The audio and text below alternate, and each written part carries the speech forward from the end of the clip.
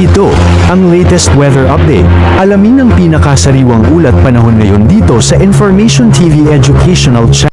Base nga sa ating latest satellite animation ay habagat pa rin ang iiral sa buong Luzon at Visayas. Magdudulot nga yan ng katamtaman hanggang sa malalakas na mga pagulan, especially sa malaking bahagi ng Luzon at sa kanlurang bahagi ng Visayas.